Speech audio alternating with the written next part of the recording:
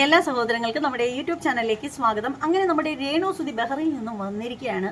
പുള്ളിക്കാരത്തി നേരെ വന്നു പോയ ഉടനെ ഒരു ഉദ്ഘാടനത്തിനാണ് പുള്ളിക്കാരത്തി പോയിരിക്കുന്നത്. ഉദ്ഘാടനമൊക്കെ കഴിയുന്നു. അതിനുശേഷം പുള്ളിക്കാരത്തിയുടെ വാലുകളെല്ലാം കൂടി ചുറ്റും കൂടിയിട്ട് പുള്ളിക്കാരത്തിയോട് ചില കാര്യങ്ങളൊക്കെ ചോദിക്കുന്നുണ്ട്. അതായത് ആ ഒരു വീടുമായിട്ട് ബന്ധപ്പെട്ട പല കാര്യങ്ങളുമാണ് ചോദിച്ചുകൊണ്ടിരിക്കുന്നത്. അപ്പോൾ ആ ഒരു ചോദ്യത്തിന് പുള്ളിക്കാരത്തി പറയുന്ന ഉത്തരം ഒന്ന് കേൾക്കാം. എനിക്ക് നേരെ ഇനി നാളെ വെളുപ്പിനേ ഉള്ളൂ ഞാൻ വീട്ടിലെത്തത്തുള്ളൂ, ചങ്ങനാശ്ശേരിയിൽ എത്തത്തുള്ളൂ. ചെന്നിട്ട് നോക്കണം എന്താ വന്നെന്നും എന്താ സംഭവം നോക്കണം. പിന്നെ എനിക്കെതിരെ തരാൻ എനിക്ക് ആരും ഒന്നും തന്നിട്ടില്ല, ഒരു അവകാശത്തിന് എഴുതി തന്നിട്ടില്ല. വീടാണേലും സ്ഥലമാണേലും എന്റെ പേരിലും ഇല്ല. അതിന്റെ സൈഡിൽ ഒരു സാക്ഷി പോലും ഞാൻ ഒപ്പിട്ടിട്ടില്ല.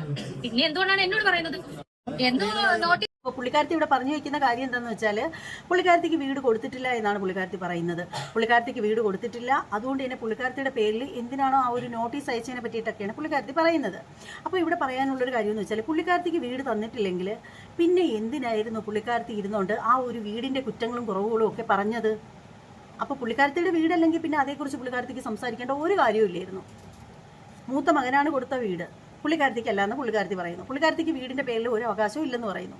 എങ്കിൽ പിന്നെ ആ ഒരു വീടിൻ്റെ വിഷയം എടുത്തിട്ട് സോഷ്യൽ മീഡിയയിൽ കൊണ്ടുവന്ന് അവിടെയും ഇവിടെയും ഒക്കെ ചെന്നിരുന്ന് പറഞ്ഞ് ഇത്രയും വലിയൊരു നാറ്റക്കേസും വിവാദവും ആക്കേണ്ട ഒരു കാര്യവും ഉണ്ടായിരുന്നില്ല. പിന്നീട് പുള്ളിക്കാരത്തി പറയുന്ന ഒരു കാര്യം എന്താണെന്ന് വെച്ചാൽ, ഈ ഒരു അച്ഛൻ്റെ എന്തോ റെക്കോർഡ്, അതായത് ഈ ഒരു ബിഷപ്പിൻ്റെ എന്തോ ഒരു വോയിസ് റെക്കോർഡ് സംഭവങ്ങളൊക്കെ പുള്ളിക്കാരത്തിയിൽ ഉണ്ടെന്നാണ് പുള്ളിക്കാരത്തി പറയുന്നത്. അതുകൂടി കേൾക്കാം. എനിക്ക് മറ്റുള്ളവരെ പേഴ്സണൽ വോയിസ് ഇട്ട് വേണമെങ്കിൽ ഏത് മീഡിയ കൊടുത്താലും കത്തി കയറുന്ന എല്ലാവർക്കും. പക്ഷെ എന്റെ ഈ ഫോണിലല്ല, പഴയ ഫോണിനകത്ത് ഞാൻ ഇന്നലെ വൈകിട്ട് ബഹ്റൈനിൽ വന്ന് ഞാൻ ആദ്യം നോക്കിയത് ആ റെക്കോർഡാണ്. ആ റെക്കോർഡ് എന്തെങ്കിലും ഉണ്ട്. അത് കേസോട്ട് മുന്നോട്ട് പോട്ടെ, നമുക്ക് കാണിക്കാം. അത് അന്നേരം കാണിക്കാം. കാണിക്കാതെ അങ്ങനല്ല, അത് അന്നേരം കാണിക്കേണ്ടവരെ കേൾപ്പിക്കേണ്ടവരെ. അപ്പോൾ ഇവർ പറയുന്നതെന്ന് വെച്ചാൽ, പുള്ളിക്കാരത്തിയുടെ കയ്യിൽ എന്തൊക്കെയോ അച്ഛൻ്റെ വോയിസ് റെക്കോർഡ് ഉണ്ടെന്ന് പറയുന്നു. പക്ഷേ ഇത് കുറേ നാളായിട്ട് പുള്ളിക്കാരത്തി പറയുന്നൊരു കാര്യമാണ്, എൻ്റെ കയ്യിലുണ്ട്. അതൊക്കെ എന്ന് വെച്ചാൽ ഞാൻ ഇപ്പോൾ എനിക്ക് വേണമെന്നുണ്ടെങ്കിൽ ഇത് സോഷ്യൽ മീഡിയയിൽ കൊണ്ടിട്ട് കഴിഞ്ഞാൽ കത്തി പടർന്നങ്ങ് കയറിപ്പോവും. പക്ഷേ ഞാൻ അതിന് ആഗ്രഹിക്കുന്നില്ല എന്നാണ് പറയുന്നത്. എന്തൊരു വിശാലമായിട്ടുള്ള മനസ്സാണ് ഈ ഒരു സ്ത്രീയുടേത്. എന്തായാലും അച്ഛനെ നാറ്റിക്കാനായിട്ട് കൊണ്ടുവന്ന് സോഷ്യൽ മീഡിയയിൽ ഇടുന്നില്ല, കാരണം ഇട്ട് കഴിഞ്ഞാൽ കത്തി കയറി പോകുമെന്നാണ് ഇവർ പറയുന്നത്. അപ്പോൾ എന്തായാലും അങ്ങനെ കത്തിക്കേറി പോകാൻ മാത്രം അത്രത്തോളം മോശമായിട്ടുള്ള കാര്യങ്ങളാണോ അച്ഛൻ നിങ്ങളെടുത്ത് പറഞ്ഞിട്ടുള്ളത്?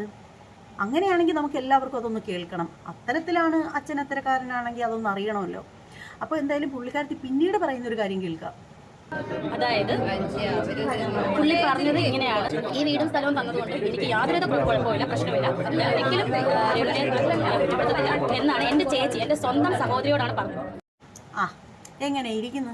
ഇപ്പോൾ പുള്ളിക്കാരത്തി പറയുന്നത് എന്താണെന്ന് വെച്ചാൽ, അച്ഛൻ പറഞ്ഞത് ഈ ഒരു വീട്, അതായത് പുള്ളിക്കാരത്തിൻ്റെ ചേച്ചിയുടെ കൂടെയാണ് പറഞ്ഞത്, ഈ ഒരു വീട് സന്തോഷത്തോടു കൂടിയാണ് കുഞ്ഞുങ്ങൾക്ക് കൊടുത്തത്, അതുകൊണ്ട് അത് വേണ്ടാന്നൊക്കെയുള്ള രീതിയിലാണ് അച്ഛൻ പറഞ്ഞത് എന്നാണ് പറയുന്നത്. അതാണോ സോഷ്യൽ മീഡിയയിൽ കൊണ്ടുവന്ന് ഇട്ട് കഴിഞ്ഞാൽ കത്തിക്കയറുമെന്ന് പറഞ്ഞത്? ആ ഒരു കത്തിക്കയറുന്ന കാര്യം നിങ്ങളിപ്പോൾ ഈ പറഞ്ഞ കാര്യമാണെങ്കിൽ അത് കത്തിക്കയറേണ്ട കാര്യം എന്താണ്? അതിൽ കത്തിക്കയറാനായിട്ട് എന്താണ് ഇരിക്കുന്നത്? അതാണ് എനിക്ക് മനസ്സിലാവാത്തത്.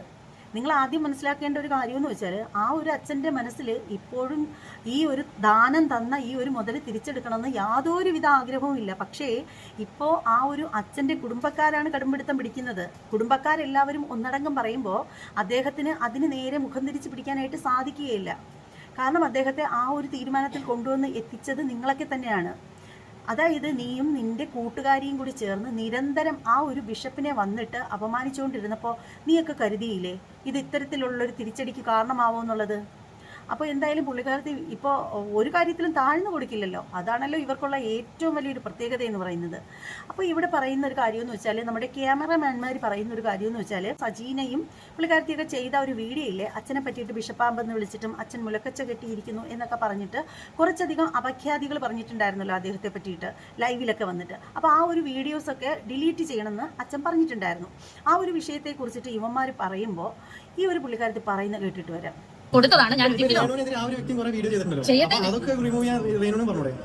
ഞാൻ എന്തിനു പറയാനോ ഒന്നിനും. അങ്ങനെയാണ് ലോകത്തുള്ള എന്നെ കുറ്റപ്പെടുത്തുന്ന ബ്ലോഗർമാരുടെ എല്ലാ വീഡിയോസും റിമൂവ് ചെയ്യണം. അപ്പൊ അവർ പട്ടിണി കിടക്കില്ലേ? അവരെന്തിനാ പട്ടിണി കിടക്കുന്നത്? എനിക്കെതിരെ വീഡിയോ ചെയ്തിട്ട് അവര് കഞ്ഞി കുടിക്കട്ടെ, നല്ല കാര്യമല്ലേ, കഞ്ഞി കുടിക്കട്ടെ.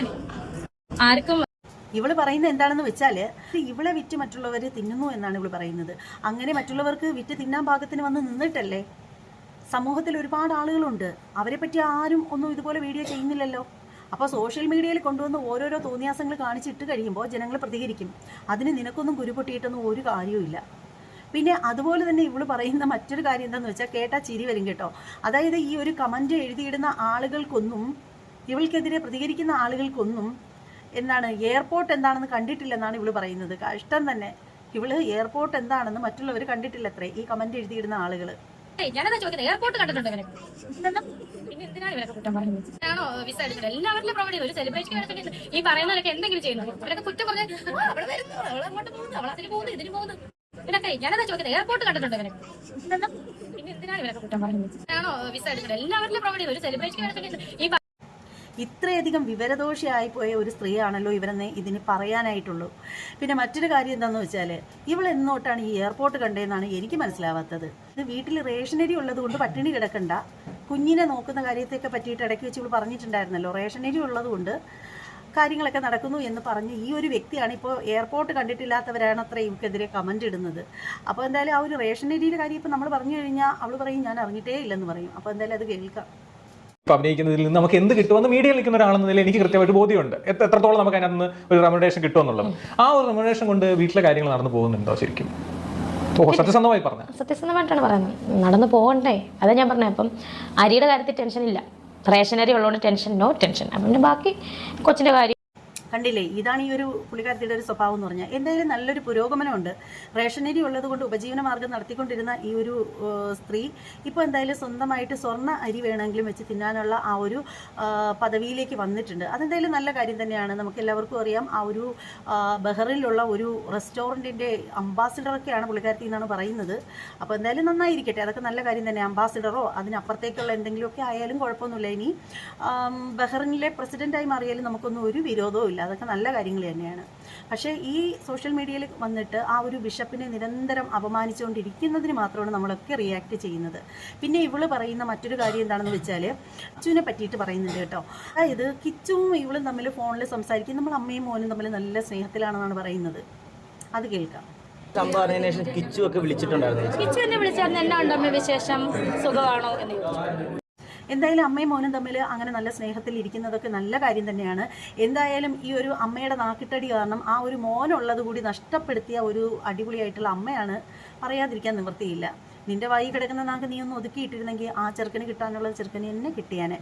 ഇത്രയും വലിയൊരു കടുപ്പപ്പെട്ട തീരുമാനത്തിലേക്കൊന്നും ആ ഒരു അച്ഛൻ പോവത്തില്ലായിരുന്നു. അപ്പോൾ എന്തായാലും ഈ ഒരു പുള്ളിക്കാരത്തിയുടെ സ്വഭാവം എന്ന് പറഞ്ഞാൽ പറയുന്നതിൽ തന്നെ ഇങ്ങനെ ഉറച്ചിങ്ങനെ നിൽക്കും. ആ പറയുന്നത് തെറ്റാണെന്നോ ശരിയാണെന്നോ ആരെങ്കിലും വേദനിപ്പിക്കുന്നോ എന്നൊന്നും പുള്ളി ചിന്തിക്കത്തില്ല. പിന്നീട് ഇവള് പറയുന്ന മറ്റൊരു കാര്യം എന്ന് വെച്ചാൽ, അച്ഛനും ഇവളും കൂടി തമ്മിൽ ചാറ്റൊക്കെ ഉണ്ടായിരുന്നു എന്നാണ് പറയുന്നത്. എന്താണോ എന്തോ ഈ ചാറ്റൊക്കെ. അപ്പോൾ എന്തായാലും അത് കേൾക്കാം. എനിക്ക് മെസ്സേജ് അയക്കാറുണ്ടായിരുന്നു, ഞാനും മെസ്സേജ് അയക്കാറുണ്ടായിരുന്നു വാട്സാപ്പിൽ. ഈ വീടിന്റെ വിവാദമല്ല, എന്ത് വിവാദമല്ല, ഇവരൊക്കെ ആയിട്ട് നല്ല സൗഹൃദം പുലർത്തുന്ന ഒരു വ്യക്തിയാണ് രേണുസുതി. ഇവരൊക്കെ എനിക്ക് ഡെയിലി അല്ലെങ്കിൽ വാട്സാപ്പിൽ മെസ്സേജ് അയച്ചുകൊണ്ടിരുന്ന ആളുകളാണ്. ഇവരൊക്കെ പിന്നീട് എന്നോട് ഈ ശത്രുതയായത്. എനിക്കറിയില്ല എന്താണ് സംഭവിച്ചത്. പെട്ടെന്ന് ഒരു നിമിഷം ബ്ലോക്ക്. അപ്പോൾ എന്തായാലും ഇവർ പറയുന്ന കാര്യം എന്ന് വെച്ചാൽ, അച്ഛനും ഇവരും കൂടി തമ്മിൽ ഫോണിൽ ചാറ്റ് ചെയ്യും എന്നൊക്കെയാണ് പറഞ്ഞത്. പക്ഷേ നേരത്തെ പറഞ്ഞൊരു കാര്യം എന്ന് വെച്ചാൽ, ഒരു വോയിസ് റെക്കോർഡ് മാത്രമേ പുള്ളിക്കാരത്തിൻ്റെ കയ്യിലുള്ളൂ, ഇനി ബാക്കിയുള്ള എല്ലാം കളഞ്ഞു വിളിച്ചായിരിക്കും. അപ്പോൾ എന്തായാലും വിവാദങ്ങൾ വിട്ടൊഴിയുന്നില്ല. ഓരോ ദിവസവും വൈറലാവാൻ വേണ്ടിയിട്ട് നമ്മുടെ രേണുസുതി പുതിയ പുതിയ വിവാദങ്ങൾ നമ്മുടെ മുന്നിലേക്ക് ഇട്ട് തരികയാണ്. അങ്ങനെ വിവാദങ്ങൾ മുന്നിലേക്ക് ഇട്ട് തരുമ്പോഴാണ് നമ്മൾ അതേക്കുറിച്ച് ഇങ്ങനെ ചർച്ച ചെയ്തുകൊണ്ടിരിക്കുന്നത്. അങ്ങനെ ചർച്ച ചെയ്തുകൊണ്ടിരുന്നാൽ മാത്രമേ ഇവർ വൈറലായിട്ട് ഇങ്ങനെ പൊങ്ങി നിൽക്കത്തുള്ളൂ. അപ്പോൾ എന്തായാലും പുതിയ പുതിയ വിവാദങ്ങൾ ഇനിയും മുന്നോട്ട് വരും. അതിന് യാതൊരു തടസ്സവും ഉണ്ടാവില്ല എന്നുള്ള കാര്യത്തിൽ യാതൊരു തർക്കവും ഇല്ല. അപ്പോൾ എന്തായാലും ഈ ഒരു വിഷയത്തിൽ കൂടുതലായിട്ട് ഒന്നും പറയാനില്ല. ഈ ഒരു വീഡിയോ കാണുന്ന ആളുകളൊക്കെ ഇങ്ങോട്ടേക്ക് വന്നിട്ട് ആ ഒരു പാവം കുട്ടി ജീവിച്ചിരിക്കട്ടെ, അല്ലെങ്കിൽ ആ ഒരു പാവം കുട്ടിയെ വിട്ടുപിടി എന്നും പറഞ്ഞിട്ട് ഒറ്റ എണ്ണം ഇങ്ങോട്ട് വരണ്ട. അപ്പോൾ രേണുസുതിക്ക് വേണ്ടിയിട്ട് പാവം കുട്ടി എന്നും പറഞ്ഞ് ഇങ്ങോട്ട് വരുന്ന ആളുകളുടെയൊക്കെ കമൻറ്റ് ഞാനിവിടെ നിരോധിച്ചിരിക്കുകയാണ്. ഒറ്റാണ് ഇവളപ്പി കയറിപ്പോവല് ഇങ്ങനെയുള്ള കൂതറ കമൻറ്റ് ഇടാനായിട്ട്. പിന്നീട് ഒരു കാര്യം എന്ന് വെച്ചാൽ, എടുത്ത് പറയാതിരിക്കാൻ പറ്റില്ല. നമ്മളൊരു നല്ല കാര്യം കണ്ടു കഴിഞ്ഞാൽ നല്ലതെന്ന് പറയണം, മോശം കണ്ടു കഴിഞ്ഞാൽ മോശം എന്നേ പറയാൻ പറ്റും. എന്തായാലും ഇവരുടെ മേക്കപ്പ് ഉണ്ടല്ലോ അടിപൊളിയായിട്ടുണ്ട്. അതായത് ആ ഒരു ഉദ്ഘാടനത്തിന് പോകാൻ വേണ്ടിയിട്ട് പുള്ളിക്കാരത്തി ഒരുങ്ങിയതാണ്. അതായത് വിവാഹത്തിന് ഒരുങ്ങുന്നത് പോലെ ഒരു വധുവിനെ പോലെയാണ് പുള്ളിക്കാരത്തിയെ ഒരുക്കി വെച്ചിരിക്കുന്നത്. എന്തായാലും അടിപൊളിയായിട്ടുണ്ട്, നല്ല മേക്കപ്പ്. പ്രത്യേകിച്ച് ആ ഒരു സാരി ഉടുത്തിരിക്കുന്നത് സൂപ്പറായിട്ടുണ്ട്. ആ ഒരു ബ്യൂട്ടീഷ്യന് ഒരു വലിയൊരു കയ്യടി കൊടുത്തിരിക്കുകയാണ്, സൂപ്പറായിട്ടുണ്ട്. അപ്പോൾ എന്തായാലും ഇതിൽ കൂടുതലായിട്ട് ഒന്നും പറയാനില്ല. വീഡിയോ കണ്ട എല്ലാവർക്കും നിങ്ങളുടെ അഭിപ്രായങ്ങൾ കമൻറ്റ് ചെയ്യാം. മറ്റൊരു വീഡിയോ ആയിട്ട് വീണ്ടും കാണാം. അതുവരെ എല്ലാവർക്കും